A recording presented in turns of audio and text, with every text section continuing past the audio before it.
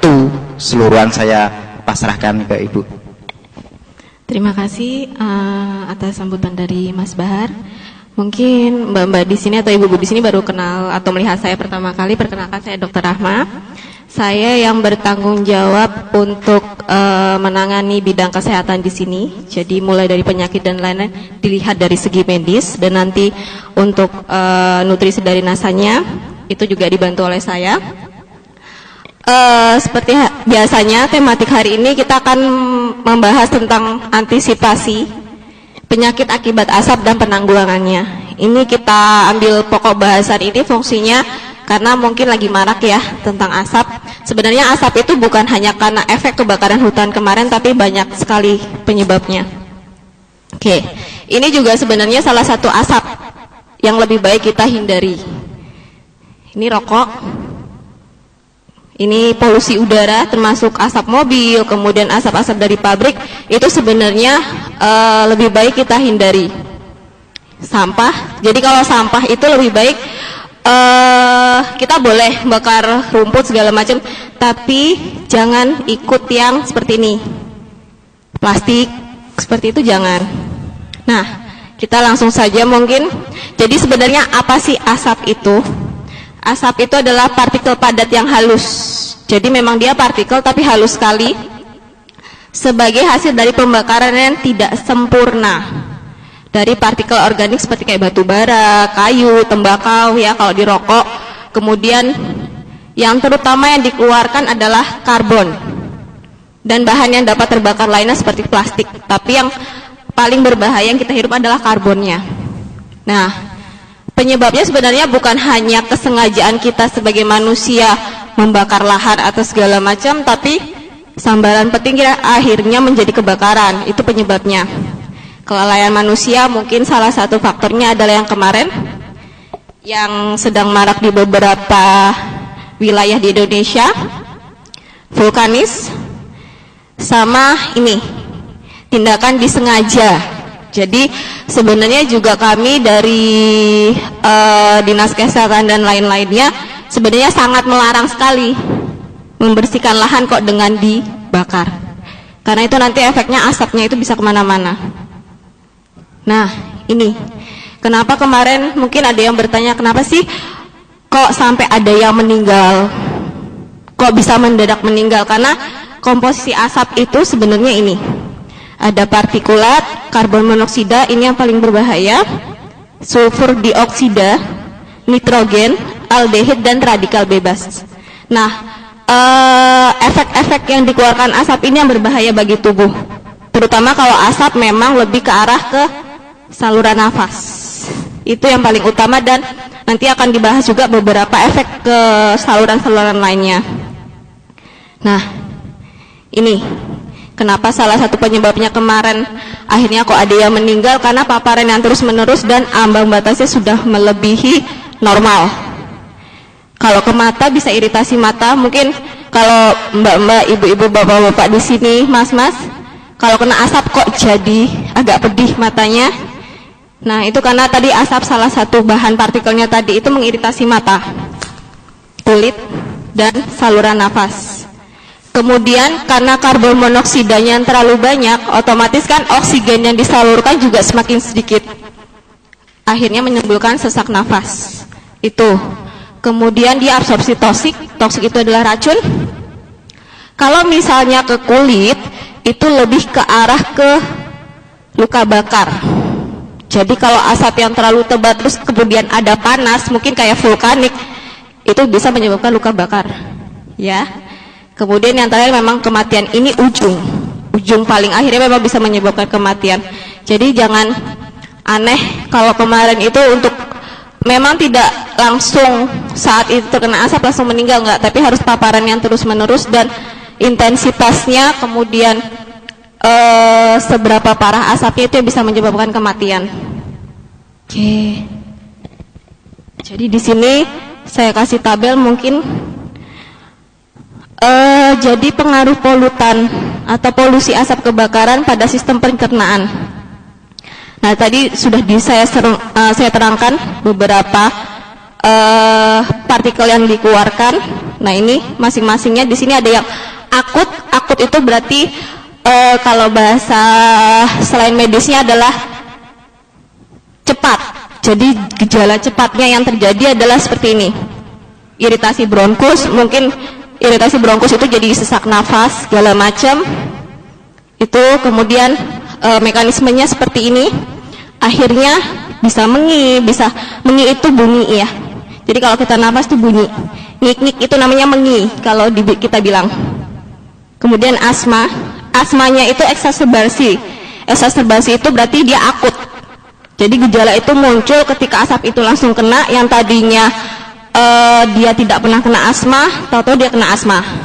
Itu infeksi saluran nafas. PPOK. PPOK itu adalah penyakit paru obstruktif kronis. Ada bronkitis juga itu. Nah, karbon monoksida ini adalah yang tadi saya bilang. Dia mempengaruhi hemoglobin. Hemoglobin itu adalah darah. Jadi nanti kalau misalnya terlalu banyak, jadi suplai oksigen ke otak, ke paru dan ke jantung itu akan berkurang. Nah, mungkin kemarin ada ini ya, sempat ditayangkan di TV, ada ibu hamil yang akhirnya dilarikan ke rumah sakit karena ini. Karena karbon monoksidanya sudah terlalu banyak dan itu bisa membahayakan janin bagi yang ibu hamil. Kenapa sangat berpengaruh sekali pada ibu hamil? Karena ketika ada gangguan janin, itu maka nanti akan meningkatkan lahirnya bayinya kecil dan prematur. Ya, dan banyak sekali kasus kematian bayi dalam kandungan karena kasus asap itu juga banyak. Nah, ini hidrokarbon, dia karsinogenik, ini harus dalam jangka panjang, efeknya dia kanker paru, segala macam kanker yang berhubungan dengan saluran pernafasan. Yang tadi yang nitrogen, hampir sama seperti yang partikulat. Kemudian sulfur dioksida.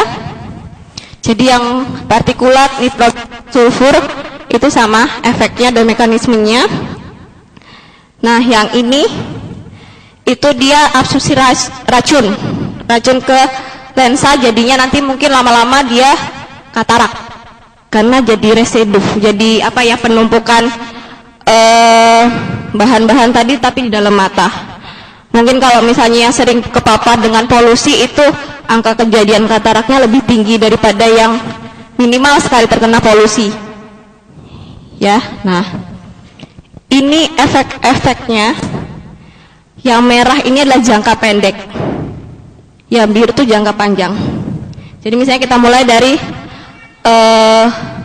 daerah mata, ya, itu nanti dia kalau misalnya kena mata, selaput lendir sama membran sistem respirasi, dia jadi iritasi, vertigo. Jadi vertigo itu penyebabnya banyak sekali. Bisa karena tekanan darah, bisa karena dia punya diabetes, punya kolesterol, bahkan terpapar asap polutan juga bisa jadi vertigo. Ya. Kalau kanker paru-paru dia ini jangka panjang memang. Dia lebih ke bronkitis sama gangguan transportasi oksigen, itu hubungannya sama yang tadi, hemoglobin. Nah, itu tadi. Kemudian ke jantung, ke darah, dia itu tetap ya ke vertigo ya, karena kan pembuluh darahnya tidak lancar. Jantung berdebar-debar itu salah satunya. Jadi penyakit jantung, atau kalau misalnya ada keluhan yang konsumen kok jantungnya berdebar-debar, kita harus pintar menentukan penyebab, karena kalau penyebabnya salah juga terapinya dari kita pun akan salah itu ya. Tapi memang semua ini memang kalau yang kemarin itu memang tinggi sekali, jadi mungkin sekitar sampai seminggu aja sudah dia meninggal, atau beberapa hari ada yang meninggal, itu karena memang intensitas keparahan kebakarnya sudah tinggi sekali untuk karbon monoksida dan lain-lainnya. Seperti itu ya. Tapi kalau misalnya kayak untuk daerah ginjal itu nanti lebih ke arah kayak tekanan darah segala macam. Jadi memang penyebab-penyebab itu dia sambung menyambung. Ya. Di sini mungkin nanti bisa dibaca masing-masingnya. Jadi kalau yang merah itu memang nanti mungkin untuk panduan bisa dipandu untuk mas-mas mbak di sini yang menanyakan tentang, mungkin ada yang ini sebagai panduan. Kalau misalnya dia menanyakan apakah misalnya ada yang keluhan, kok saya vertigo ya, nanti ini bisa menjadi apakah sering terpapar asap atau polutan, itu juga perlu ditanyakan nanti ya. Oke. Sebenarnya kalau asap itu ya seperti ini. Ini kita langsung bahas ke nutrinasanya. Sebenarnya kalau nutrisi nasanya kita lebih ke arah memang ke kekebalan tubuh ya, atau sel yang ditingkatkan. Jadi memang dia tidak langsung menyembuhkan saat itu, kalaupun mencegah memang lebih baik. Pencegahannya itu bisa sebenarnya kalau paling gampangnya ya kita harusnya sekarang sudah mulai sering pakai masker, karena nggak berhubungan dengan asap kebakaran hutan, lahan dan lain-lain, tapi memang kita sudah hampir setiap hari itu berhubungan dengan asap, entah di kantor, entah di jalan, itu pasti kita berhubungan dengan asap tanpa kita sadari, apalagi asap rokok. Nah itu bahaya sekali, karena kan mungkin kalau untuk efeknya yang merokok, dia jangka panjangnya itu mungkin sekitar 1 tahun baru berefek misal. Tapi perokok pasif itu bisa hitungan bulan, 1 bulan, 2 bulan, 3 bulan. Kenapa banyak angka kejadian untuk penyakit itu malah ke perokok pasif? Karena kita menghirup hasil pembakarannya tadi. Sedangkan kalau yang untuk yang rokok dia kan hanya menghirup sebagian aja, tapi kan yang dibakar dimasukkan ke oksigen, dimasukkan ke paru, kemudian dikeluarkan itu sudah penuh dengan karbon monoksida dan partikel-partikel lain. Itu kenapa angka kejadian kanker, kemudian asma dan segala macam itu lebih dekat pada yang rokok pasif daripada rokok aktif. Jadi mungkin kalau mas-masnya dibilang, saya ngerokok kok nggak apa-apa, itu efek sekarang. Tapi memang kalau untuk rokok aktif itu memang baru kelihatan nanti bertahun-tahun baru kelihatan. Tapi kita yang tidak merokok dan dekatnya ada yang perokok, itu akan jangkanya lebih pendek. Paling dekat yaitu paling kok jadi sering batuk, kemudian kok sering sesak nafas, kok sering vertigo. Dilihat dulu sekitar kita apakah dia merokok atau tidak. Itu yang paling terdekat. Oke, kita masuk ke nutrisinya ya. Seperti biasa, lecitin memang unggulan pertama nutrisi dinasa karena fungsinya banyak sekali. Dia memang meregenerasi sel, kemudian juga dia antioksidannya tinggi ya, dan yang pasti memang bebas purin. Kemudian di sini ya bisa dilihat, jadi lecitin pada kacang kedelai itu kemampuan yang luar biasa untuk meningkatkan kandungan globulit dalam protein darah ya. Jadi memang protein ini adalah serangan, jadi pelindungan serangan dari infeksi sama virus. Itu untuk pencegahan bagus sekali untuk lecitin. Jadi kalau misalnya mungkin ada yang bertanya, kemudian kok ada gejala-gejala yang tadi saya sebutkan, bisa dikasihkan lecitin. Dan itu sudah diteliti. Jadi dia bagus sekali untuk pengerasan pembuluh darah. Mungkin penyakit-penyakit yang lain bisa digunakan lecitin juga, komplikasi jantung, kemudian otak serta ginjal. Nah, dari darahnya pasien itu diteliti, ternyata dia bisa sampai imunitas terhadap pneumonia ya.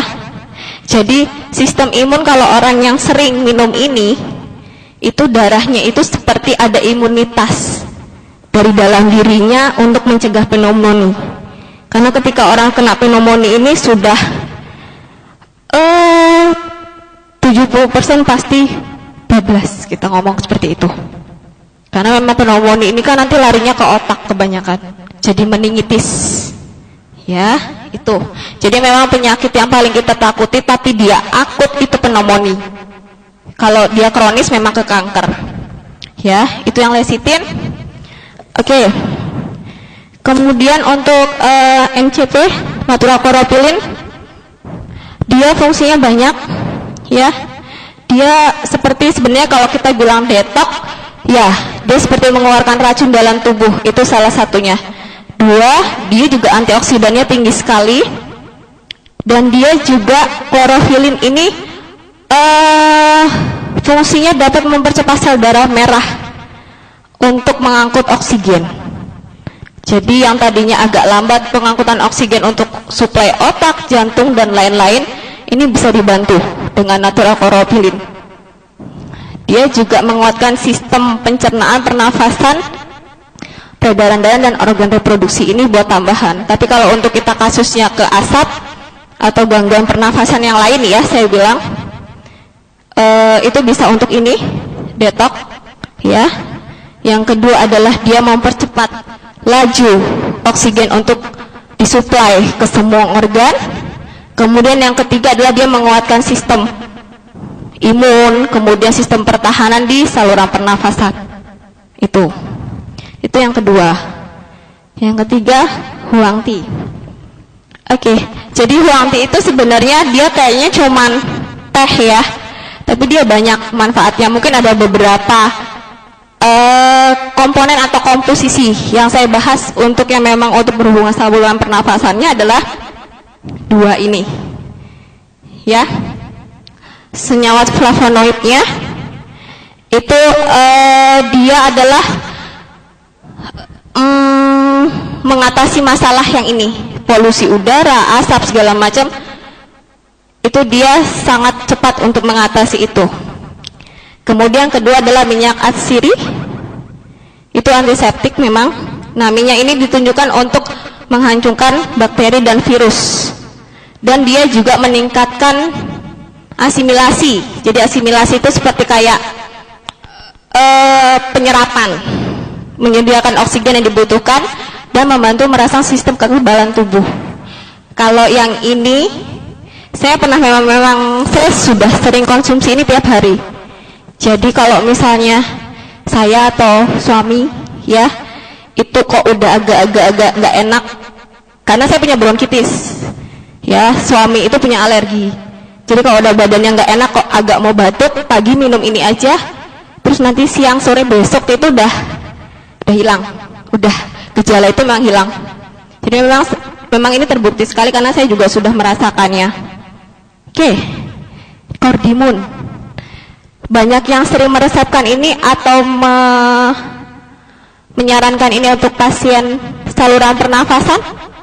Sudah ada atau belum? Ini juga bisa dibantu ya untuk saluran pernafasan. Kenapa?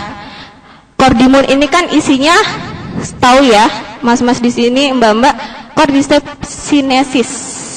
Jadi memang dia dari dulu, dari berabad-abad lalu, orang Cina pun sebelum kita pakai produk ini dia sudah digunakan untuk pengobatan paru-paru dan pernafasan. Dan ini juga sudah pernah diteliti. Jadi yang bawah ini itu penelitian dengan bahan Cordyceps sinensis. Ya, jadi bahwa 92 pasien dari 100, jadi hampir 90%, lebih dari 90%, jadi mau penyakit bronkitis, mau asma, mau korpulmo, itu adalah penyakit paru dan jantung. Jadi penyakit paru itu bisa mempengaruhi jantung, penyakit jantung juga bisa mempengaruhi paru-paru. Ya, karena mereka berhubungan, itu melaporkan bahwa adanya perbaikan signifikan. Signifikan itu artinya perbaikan yang cepat, seperti itu. Setelah menggunakan suplemen yang mengandung Cordyceps sinensis untuk 2-12 minggu. Jadi memang untuk pengobatan atau nutrisi dari NASA memang kita tidak bisa mengharapkan langsung ya. Tidak bisa mengharapkan langsung ke terlihat hasilnya saat kita setelah konsumsi itu. Tapi memang butuh waktu paling tidak memang sekitar 2 minggu. Mungkin makanya beberapa orang kalau misalnya minum nutrisi dari NASA itu kok yang seminggu, ya saya ada beberapa yang distributor, dok ini ada konsumen kok seminggu katanya belum terasa apa-apa. Ya memang untuk pengobatan secara herbal nggak bisa kita lihat dalam hari, minggu, paling cepat itu memang 2 minggu. Jadi makanya kalau misalnya kita memang sebagai misalnya mbak-mbak atau mas-mas yang berhubungan dengan konsumen langsung, itu memang jangan menjanjikan, oh ini bisa sembuh cepat. Jangan pernah sekali-kali ada kata itu, karena memang kita kan alami, beda dengan obat dokter. Ya, kita di sini tujuannya untuk nutrisi itu memang memperbaiki asal muasal penyakitnya. Jadi tidak akan sembuh dalam hitungan hari, minggu. Paling cepat itu memang kita memang 2 minggu, 3 minggu, ya paling sebulan. Tapi bisa ada yang berbulan-bulan, karena memang kan tergantung tubuh kita juga. Beda sama obat dokter, mungkin kok saya minum obat dokter ini langsung sakit kepalanya hilang ya, seperti itu ya. Tapi memang dia hanya kalau obat medis kita bilang gitu ya, obat medis itu memang dia hanya menangani gejala saat itu. Tapi selama ini yang saya temui juga tidak ada yang sampai mengobati tuntas. Jadi dia tidak kasarannya dia tidak nyabut dari akarnya, tapi hanya di permukaannya aja yang diobatin. Itu. Ya, terus studi klinis yang lainnya. Ya, strain itu adalah apa ya istilahnya semacam rantai. Nah, ini yang tadi 98 ini lebih lama lagi. Sudah lama sekali digunakan dan sudah juga diteliti. Jadi dari 20 orang 17 dia mengalami perbaikan. Ya. Perbaikan klinis untuk penyakit bronkitis kronis dan bronkitis asma. Kenapa saya bilang produk ini kalau misalnya nanti ada penyakit-penyakit paru ini rekomendasi sekali. Jadi paling tidak yang nanti mungkin bisa disarankan pertama adalah lecithin, natural koropilin, cordimun, dan hyangti terakhir. Jadi kalau misalnya ternyata ada yang memang agak keberatan untuk mengambil 4 paket itu, 4 jenis itu, paling tidak 3 itu udah wajib ya, karena fungsinya nanti untuk natural koropilin yang tadi saya bilang ya, itu untuk meningkatkan hemoglobin. Jadi memang dia mempercepat kerja nutrisi yang lecithin dan cordimun ya, seperti itu. Jadi kenapa saya bilang yang ini tuh wajib diambil, karena bronkitis kronis ini kalau di medis itu tidak akan bisa sembuh sampai kapanpun. Jadi ada pencetus sedikit langsung kumat, dan itu kumat-kumatan. Jadi kita bilang ya, tadi saya bilang kalau obat medis itu ya cuman dia memperbaiki permukaannya saja, tapi tidak bisa mengobati atau mengatasi yang dasar akarnya. Jadi diharapkan dengan nutrisi kita ini dia nanti langsung ke akarnya, jadi dia tidak ada kekambuhan. Nanti kalau misalnya memang kondisi sudah lebih membaik, mungkin bisa lebih ke arah nanti lecithinnya aja yang digunakan untuk maintenance ya, kalau dia keberatan untuk ngambil 3. Tapi kalau misalnya dia terus-terusan, karena kan fungsinya yang cordimun ini juga ada yang lain selain saluran pernafasan juga ya, seperti itu. Oke, nah kesimpulannya seperti ini. Jadi sebenarnya asap berpengaruh terhadap kesehatan paru itu yang berukuran 10 mm kubik, jadi kecil sekali. Jadi seperti kayak kemarin abu vulkanik, mungkin ada yang bilang ada partikel kaca segala macam, ya itu memang benar. Dan itu nanti yang merusak saluran pernafasan kita. Nah ini, jadi dampak asap itu memang berpengaruh ke semua orang, apalagi pernafasan. Tapi lebih terasa lagi kalau dia beresiko tinggi atau sensitif. Jadi kalau orang yang punya asma kena asap yang kemarin, udah mungkin sehari 2 hari aja dia udah yang sesak nafas, sudah yang rasanya tuh udah nggak bisa bernafas sama sekali. Tapi mungkin kalau bagi orang yang tidak punya penyakit saluran nafas apapun itu, biasanya paling muncul gejala itu sekitar seminggu, 1,5 minggu. Tapi kalau kayak mungkin kalau saya kalau di sana mungkin udah langsung sesak nafas. Nah itu. Oke. Sebenarnya kalau untuk pencegahannya seperti ini ya. Jadi memang kalau sudah di jalan segala macam, sekarang kok kayaknya nggak ada asap, tapi belum tentu. Karena asap motor, asap mobil, asap pabrik, kita nggak tahu, bahkan asap rokok itu bisa menyebabkan kematian juga. Jadi lebih baik ini preventif atau pencegahannya pakai masker, apapun keadaannya ya, apalagi di jalan. Oke, seperti itu. Mungkin ada yang ditanyakan. Cukup sekian dari saya. Saya buka pertanyaan, monggo. Ada yang mau ditanyakan? Dengan Mas siapa? Oke, Mas Wahim, silakan.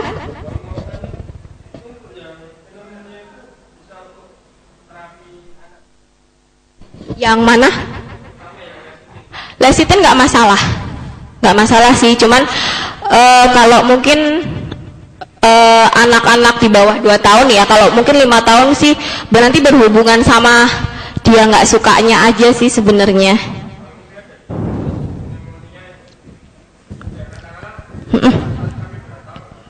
Itu bisa dibantu, bisa.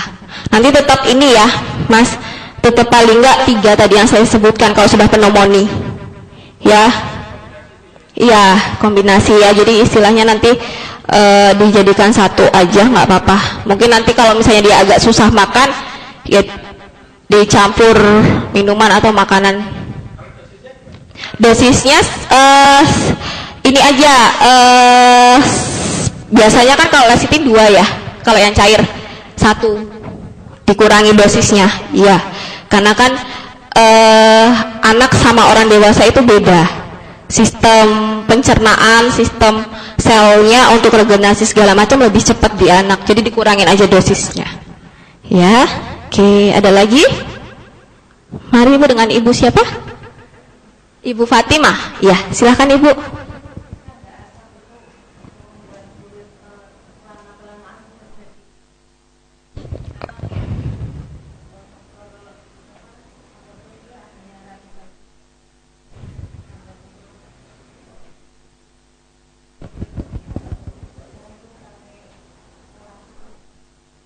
Oke, ya.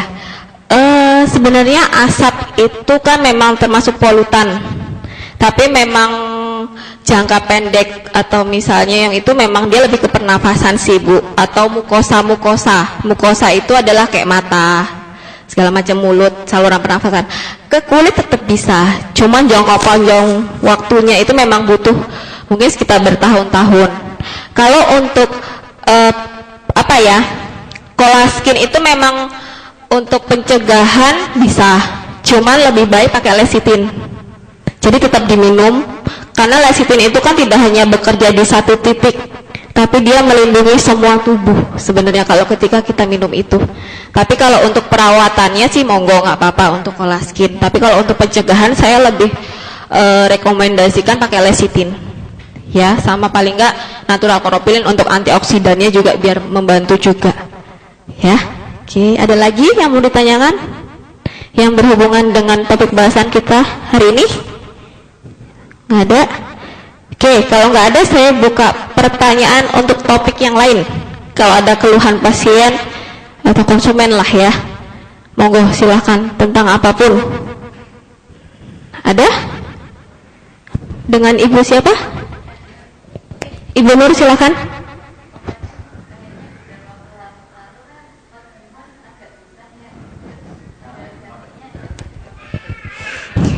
Iya.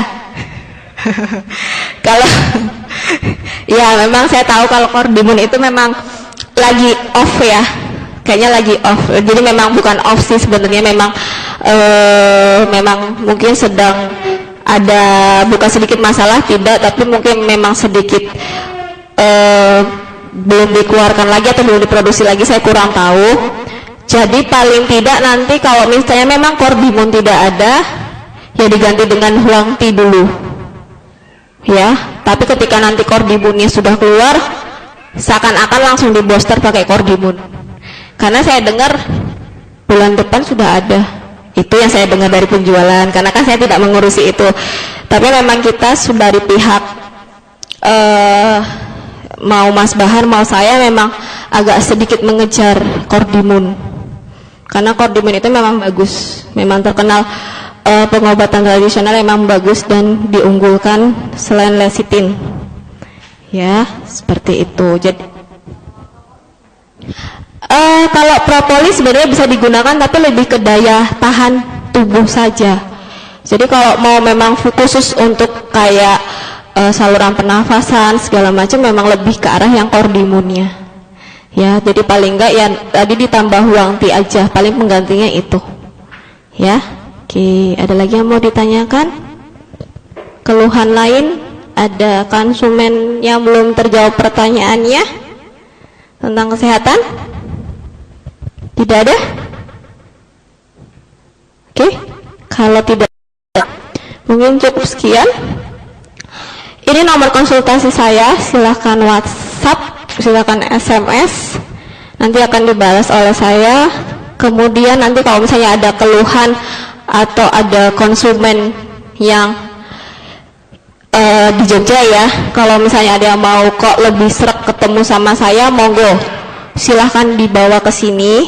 Di jam saya berada di sini itu hari Selasa, Kamis, dan Sabtu jam 10 sampai jam 1. Jadi nanti kalau mungkin ini pasien khusus Jogja, tapi kalau misalnya ada yang luar kota kok mau ketemu sama saya, biasanya kan ada beberapa konsumen yang lebih lebih senang kalau dokternya langsung yang ngomong. Nah itu monggo, saya buka untuk para distributor di sini bawa pasiennya ketemu sama saya, monggo. Kalau mau telepon sih nggak apa-apa sebenarnya pasiennya, tapi sebelumnya distributornya harus konfirmasi saya dulu. Jadi saya tahu biasanya kalau ada konsumen yang pengen luar kota yang pengen telepon saya, biasanya nanti distributornya kebanyakan ngubungin saya dulu bahwa ada konsumen yang pengen langsung ngomong sama saya. Nanti kan akan saya catat nomornya, bisa kasih nomornya, nanti bisa saya angkat. Karena kalau misalnya beberapa waktu itu kadang-kadang mungkin saya nggak tahu dapat nomor dari mana, itu ternyata nggak dapat dari distributor, ternyata langsung dari konsumen langsung. Nah itu sebenarnya kan kita tidak melayani itu, cuman saya membuka itu, tapi saya minta tolong ke distributor di sini, tolong konfirmasi sebelumnya, ya seperti itu. Karena kan kita juga saya juga bagi waktu ya untuk tidak hanya ke satu distributor atau satu konsumen, ya. Jadi saya minta itu, jadi konfirmasi dulu sebelum telepon. Jadi sekarang maaf mungkin kalau ada yang telepon beberapa yang nomor saya nggak save atau yang nomor baru, itu nggak saya angkat karena saya kan takut kecolongan lagi. Ya, jadi sebelum telepon saya minta tolong misalnya distributor, dok saya mau telepon, ID saya sekian, saya mau telepon sebentar lagi. Nah itu saya akan save nomornya. Jadi saya udah nge-save. Jadi kalau di luar itu saya agak ragu untuk ngangkat sekarang karena pernah kecolongan sekali seperti itu. Saya nggak tahu ini sebenarnya kan nomor ini itu hanya khusus distributor, ini kok bisa keluar. Nah seperti itu, saya nggak tahu gimana caranya. Jadi saya minta tolong distributor sini nanti konfirmasi dulu ya, kalau misalnya ada konsumen yang mau telepon atau misalnya mungkin ada nomor-nomor distributor baru yang mau menghubungi saya, silahkan, nggak masalah. Oke? Ya Pak.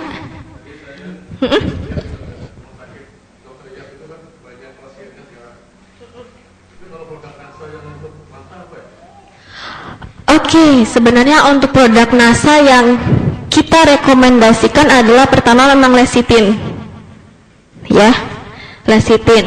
Kemudian lecithin, propolis bisa, itu bisa dua itu sama NCT, paling 3 itu. Tapi dilihat juga Pak, karena kan kasus penyakit mata kan nggak cuma satu ya. Jadi memang lebih baik nanti dikonsulkan dulu penyakit matanya apa segala macam. Kalau misalnya cuma penyakit minus maksudnya yang berhubungan dengan gangguan refraksi atau gangguan penglihatan, itu lecithin aja sebenarnya udah cukup. Tapi kalau misalnya sudah kayak mulai glaukom, ya, glaukom, katarak dan segala macam, lebih baik dikonsultasikan dulu, Pak.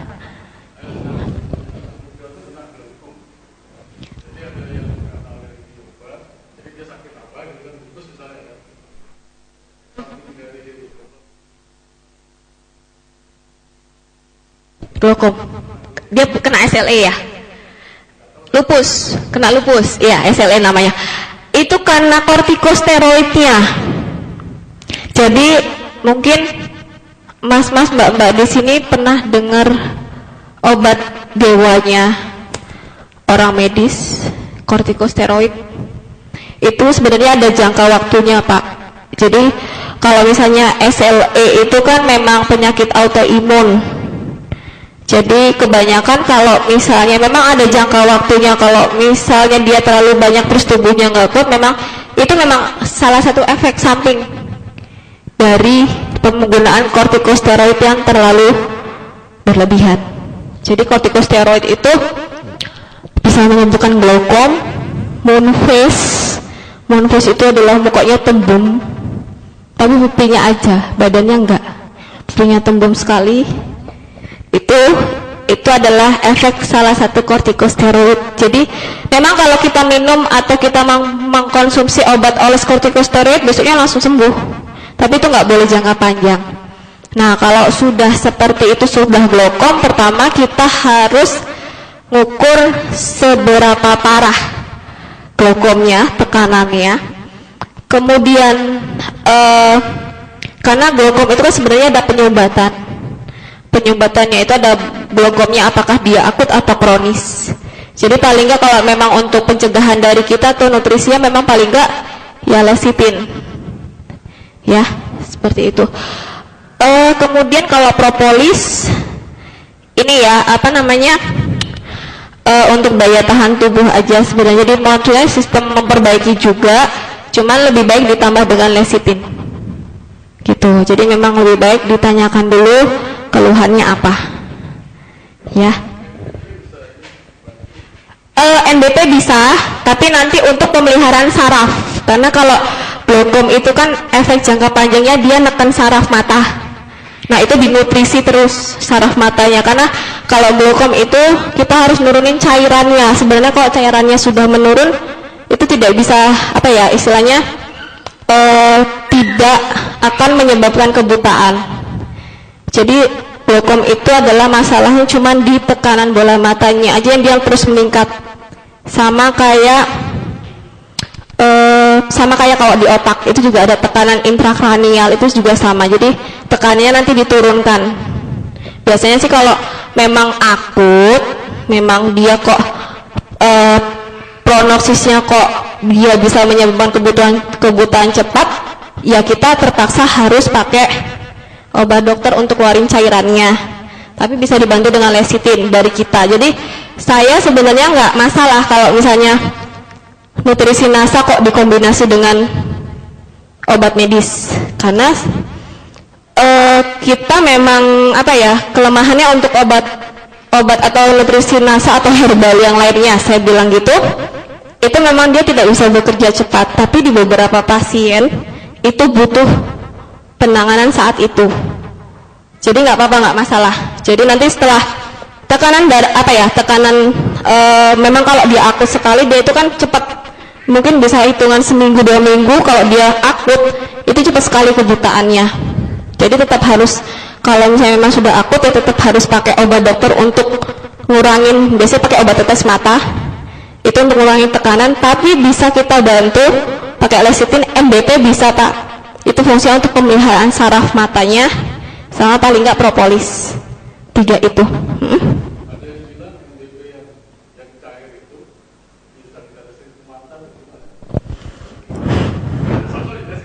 Lecitin.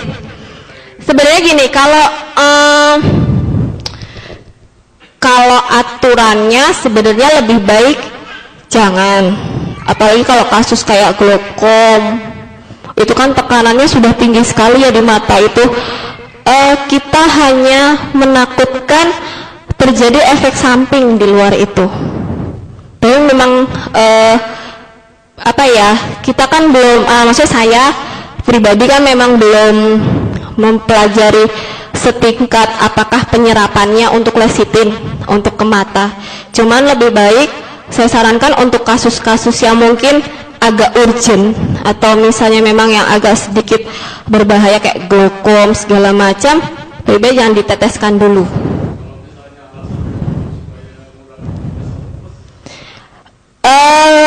Kalau itu sebenarnya sih saya juga nggak nyaranin sebenarnya. Jadi saya nggak pernah nyaranin lecitin itu diteteskan ke mata karena dia kan bentuknya minyak ya minyak itu kan sebenarnya tidak, kalau itu diminum memang bisa diserap oleh tubuh, tapi kalau kayak permukaan kulit terus apalagi mukosa itu susah sekali. Jadi mungkin bisa mengobati, tapi itu mungkin sekitar 1%. Saya bilang yang menyerap loh. Jadi lebih baik sih diminum. Ya, seperti itu.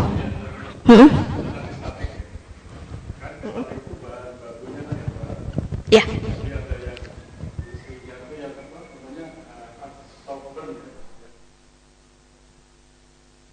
Absorpsi ya, mengabsorb ya.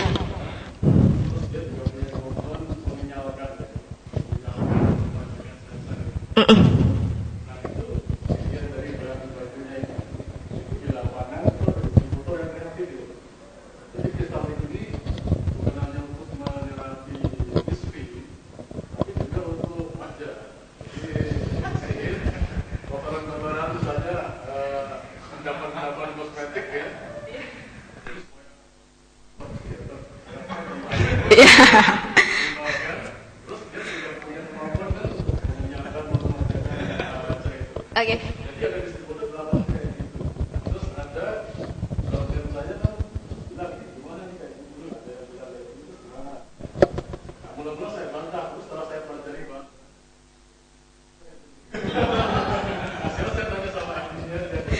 Oke. Jadi gini, saya kasih tahu, saya paparkan ya. Jadi pelembab atau mengenyalkannya itu dari rumput lautnya ya, sama aloe veranya itu. Kalau untuk absorpsinya itu ke tawas. Jadi tawas itu nggak bisa bekerja di kulit. Jadi sebenarnya nggak bisa. Jadi Crystallex itu memang kalau mau di kulit, ya fungsinya adalah sesuatu yang dirancang untuk kulit khusus. Jadi biar dia untuk penyerapan atau misalnya dia mau kok pengen mengeluarkan, misalnya di logika seperti itu bisa, misalnya pakai tawas. Sebenarnya nggak bisa, malah nanti mukanya kering. Itu karena memang istilahnya kalau ya kita bayangkan saja kalau misalnya kita terlalu banyak pakai Crystallex, mungkin ibu-ibu yang mbak-mbak yang sudah menikah di sini, karena saya ngalamin kalau terlalu sering jadi kering sekali. Jadi kan memang kayak pemakaian atau ya Crystallex juga ada jangka waktunya. Kalau saya sarankan jangan terlalu jangan dipakai di kulit, karena sesuatu yang di luar peraturan ya atau penggunaan itu pasti ada efek sampingnya walaupun tidak sekarang. Ya, jadi kalau misalnya mau pakai kulit pun sebenarnya kan kita sudah ada produk untuk kulit, misalnya Colaskin atau misalnya yang minyak zaitun segala macam. Itu sebenarnya fungsinya untuk itu sudah cukup. Jadi tidak usah pakai Crystallex karena mungkin kok jadi bagus ya pakai Crystallex sekarang. Kita nggak tahu ke depannya. Ya, karena sebenarnya kalau misalnya tawas juga sebenarnya nggak terlalu efektif ketika ditaruh di kulit. Ya, dan aloe vera untuk kulit itu ada ambang tinggi untuk melembabkan. Jadi sebenarnya kalau untuk melembabkan wajah beda ya sama daerah misfi yang tertutup ya. Dia kan kelembapannya juga pasti kan sudah, dia kalau misalnya tidak ada penyakit itu sebenarnya kelembapannya kan konsisten. Tapi kan kalau kulit kan kena debu, kena matahari, itu dia bisa pH-nya kan bisa berubah sewaktu-waktu. Takutnya nanti kalau misalnya terkena tawas malah terlalu kering sekali, malah nanti kasihan kulitnya untuk recovery, karena tubuh kita itu punya punya keistimewaan, dia berusaha untuk mengembalikan pH. Misalnya saya bilang pH tubuh ya, dia sudah berusaha untuk mengembalikan pH itu. Ketika itu belum sampai pH netral kok sudah digempur lagi sama yang memang istilahnya sedikit, karena taus itu mengeringkan, sedikit mengeringkan. Jadi kalau untuk kulit saya nggak rekomendasikan ya, mending pakai kolaskin, nggak apa-apa, malah nggak apa-apa kalau pakai kolaskin, karena kan dia fungsinya juga ada antiseptiknya. Antiseptik itu kan juga efeknya salah satu kayak mengeringkan. Kemudian kalau kenapa Pak? Untuk di mana? Di muka. Itu sebenarnya juga nggak efektif. Jadi kalau kita bilang kalau untuk saluran, kalau untuk misfi ya sudah ada treatmentnya misfi sendiri. Kulit ya ada treatmentnya untuk kulit sendiri. Jadi untuk yang diminum juga ada treatmentnya sendiri. Dan saya memang agak sedikit tidak setuju ketika ada yang, ya saya juga pernah dengar itu, Crystal X kok direndam terus dibawa cuci muka. Tapi kan saya maksudnya di sini sudah istilahnya berusaha untuk menerangkan distributor di sini untuk cara benarnya seperti apa. Tapi kan memang kalau untuk jaringan kita nggak bisa langsung mantau terus ya seperti itu. Paling kalau nanti ada yang tanya seperti itu, ya saya perbaiki caranya sebenarnya seperti apa. Seperti itu ya.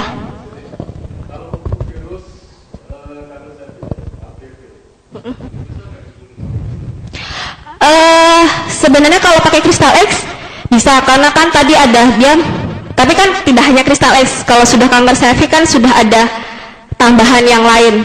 Jadi kalau dia memang sudah stadiumnya kanker, lebih baik tidak hanya dibantu dengan Crystal X ya, karena kan nanti dari bahannya Crystal X juga ada antiseptiknya juga sebenarnya, tapi kan tidak bisa mendukung, karena kalau misalnya sudah kanker itu kan sudah mencakup seluruh tubuh ya, jadi tetap harus ada yang diminum. Tapi itu memang bisa membantu Crystal X.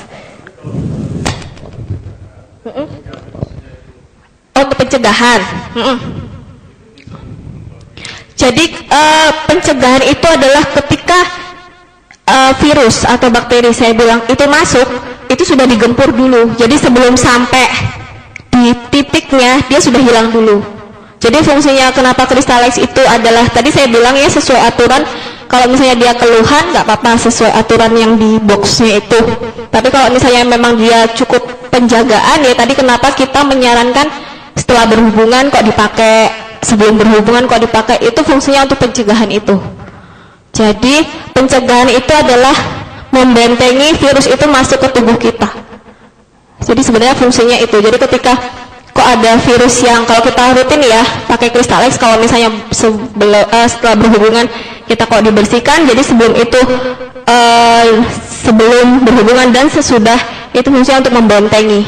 Jadi sebelum si kanker serviksnya itu nyerang si HPV ya, HPV-nya nyerang ke serviks, itu sudah dibatasi dengan istilah ditanggulangi dengan Crystal X.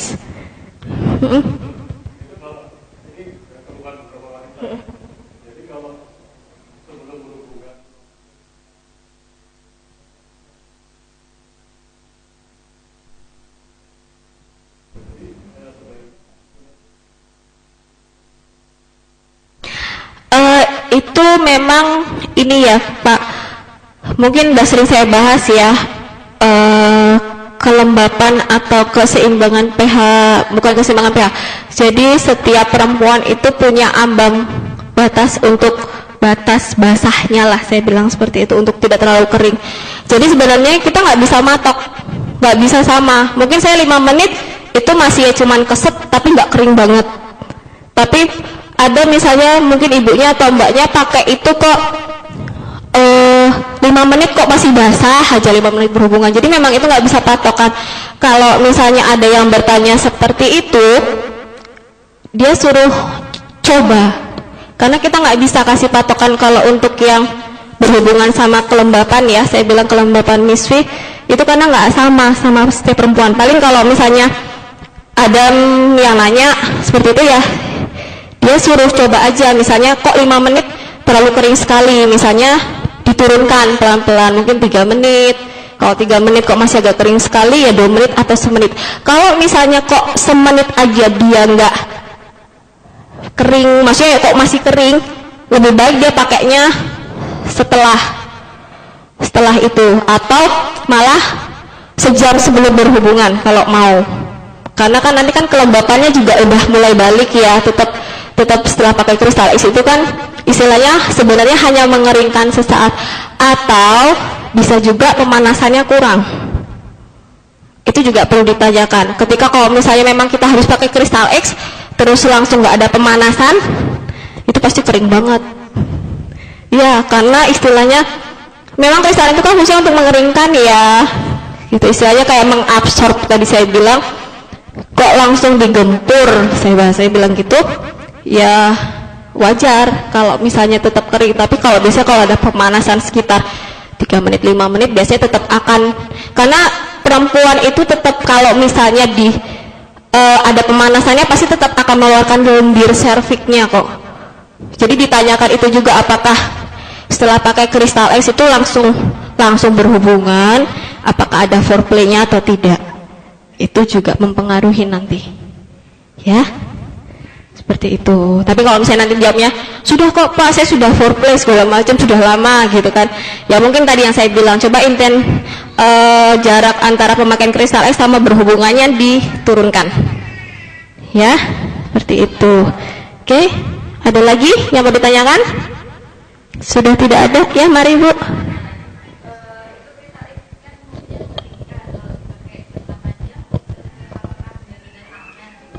Oke, gini, saya sudah berulang kali bilang memang pemakaian yang 2 kali sehari itu hanya untuk kasus tertentu. Kasus tertentu adalah ketika dia memang keputihannya sudah abnormal. Itu yang pertama. Atau kedua dia punya miom atau punya kista. Tapi kalau misalnya dia tidak ada keluhan, itu cukup maintenance aja, misal sebelum berhubungan dan sesudah berhubungan. Kalau misalnya dia tidak berhubungan, ya paling tidak seminggu sekali, seperti itu udah cukup.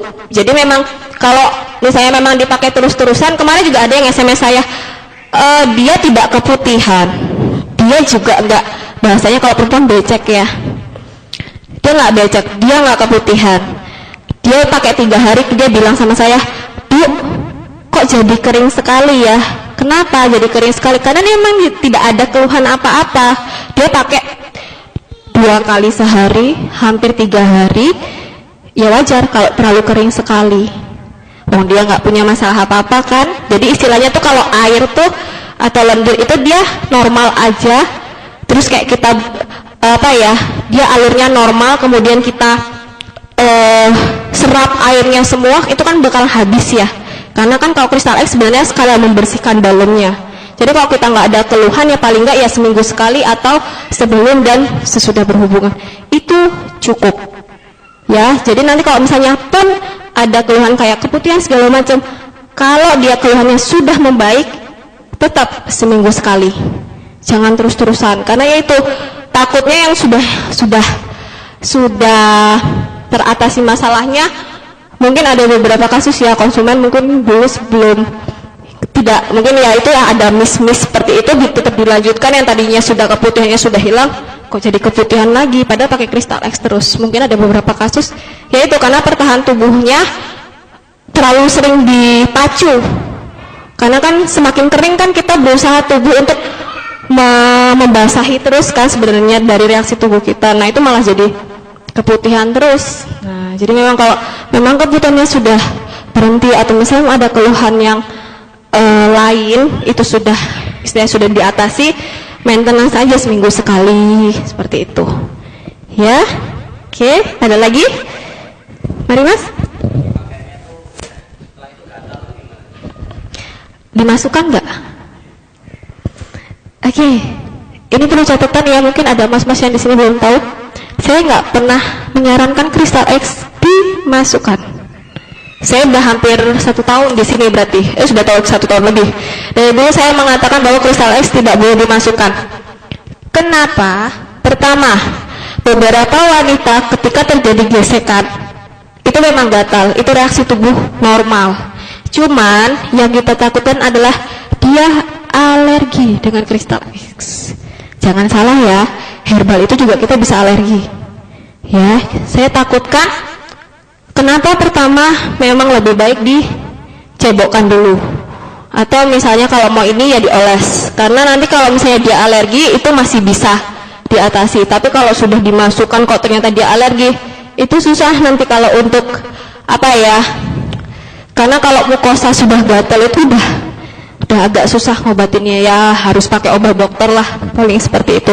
Tapi efeknya adalah nanti ketika mukosa itu terjadi alergi dan itu terus menerus, takutnya nanti malah melepuh, ada efek samping lain. Jadi ketika memang ada beberapa wanita ketika itu dimasukkan memang ada terjadi gatal, itu ada dua kemungkinan. Pertama memang reaksi tubuhnya karena memang ada benda asing yang masuk, yang kedua adalah alergi. Jadi kalau misalnya ada seperti itu, mungkin masnya besok kalau menyarankan jangan dimasukkan dulu, ya, karena memang sebenarnya kalau nggak dimasukkan pun saya salah satu yang tidak dimasukkan kalau untuk pemakaian kristal X itu tetap bisa keset, cukup dioles aja juga tetap bisa keset. Berarti adalah di situ artinya tanpa dimasukkan atau misalnya cairan itu cuma dicebokkan atau direndam. Biasanya kan memang disarankan untuk direndam ya, misfinya itu kan lebih efektif. Itu sebenarnya sudah membuat misfinya itu sebenarnya sudah terpelihara dengan kristal X-nya. Karena kita takutkan kristal X kan juga bentuknya kristal gitu ya, keras ya. Takutnya beberapa wanita malah jadi iritasi. Sebenarnya nggak apa-apa sih, itu memang reaksi normal. Tapi memang saya tidak menyarankan untuk dimasukkan, ya Mas ya. Jadi kalau ada kasus kayak gitu ya di stop dulu aja. Kalau dia gatel suruh nyoba dicebokkan aja ya. Oke, ada lagi?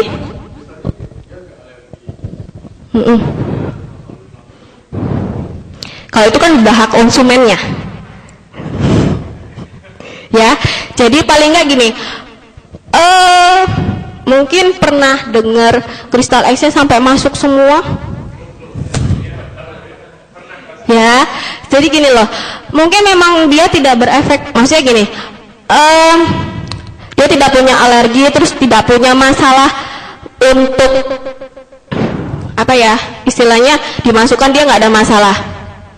Tapi kita mau wanti-wanti, kenapa saya juga salah satunya itu tidak boleh dimasukkan. Pertama, karena dicebokkan atau misfiti kita direndam atau dioles di luar itu sudah cukup efektif. Ya, yang kedua yaitu ada beberapa orang yang sampai bablas. Nah, kalau bablas gitu alternatifnya divakum.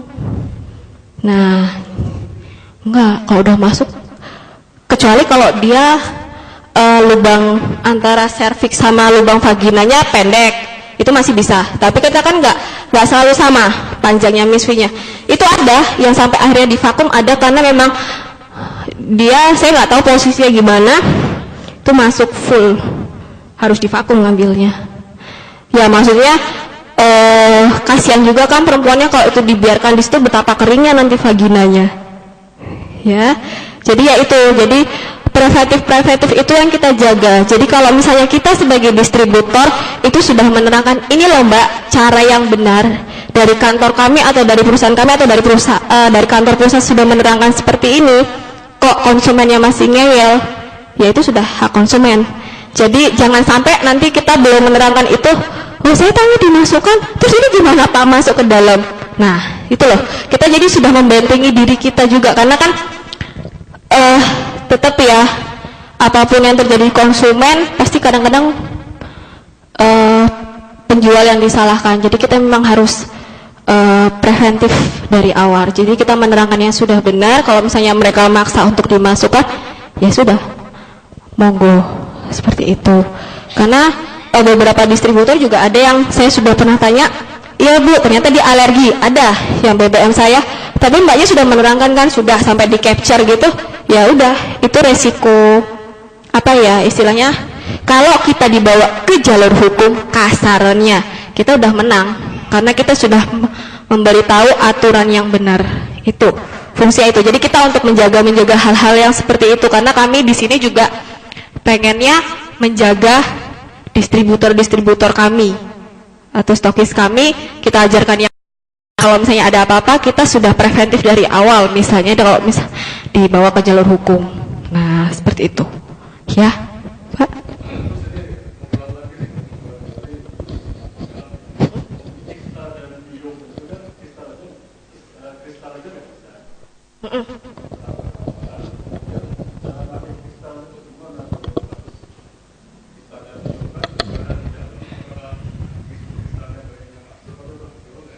Oke, gini, kalau misalnya kista tetap ya, lecithin, NCP-nya bisa pakai yang red, itu lebih bagus, yang merah. Acai, itu tetap, acai itu nanti fungsinya untuk kanker, tumor dan segala macam, itu juga bagus. Acai plus, itu juga bagus. Kemudian ditambah dengan kristal X. Kristal X-nya cara pakainya direndam, misfinya Pak. Jadi memang agak lebih boros sih kalau kasus-kasus seperti itu, tapi kan sesuai dengan dulu zaman sekolah ya, kalau ada lubang, air kan akan memenuhi lubang itu, dan itu pasti akan sampai menyentuh si serviks ya. Jadi kasarnya gini, kristal X dimasukkan juga kan nggak mungkin sampai keluar, maksudnya sampai melebihi si mulut rahim ya. Jadi kalau air itu malah bisa mendekati, tapi memang harus agak banyak airnya, jadi ya kira-kira aja lah, jadi paling enggak di apa ya istilahnya direndam lah seginilah duduk. Nah itu nanti tetap akan masuk Pak. Jadi kalau pakai untuk kristal X itu kalau misalnya memang daripada dicebokkan, itu lebih efektif direndam karena air. Kenapa?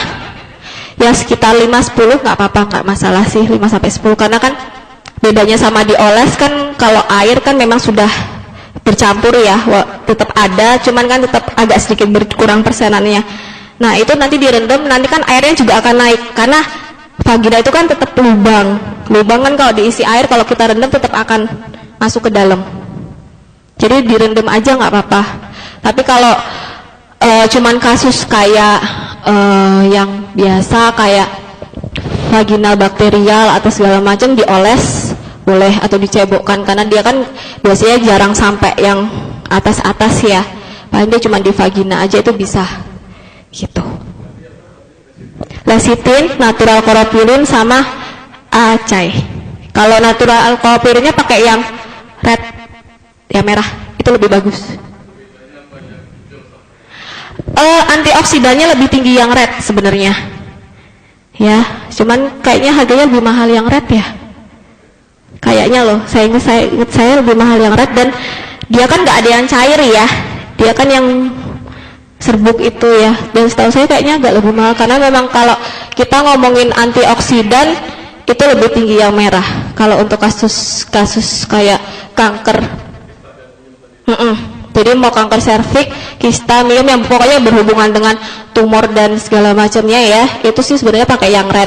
Tapi kalau misalnya kayak cuman keputihan biasa, pakai yang hijau sebenarnya nggak apa-apa, nggak masalah, karena kan tetap harus digempur ya. Kalau misalnya kayak kasus tumor segala macam. Terus untuk catatan, kalau misalnya dia miom atau kistanya lebih dari 4 cm, lebih baik kristal X-nya jangan dipakai dulu, karena kita takutkan pendarahan di dinding rahimnya. Jadi kan memang kan sifatnya ngabsorb ya, ditarik, nanti takutnya belum sempat perbaikan di dindingnya, karena itu kan nanti kan copot, karena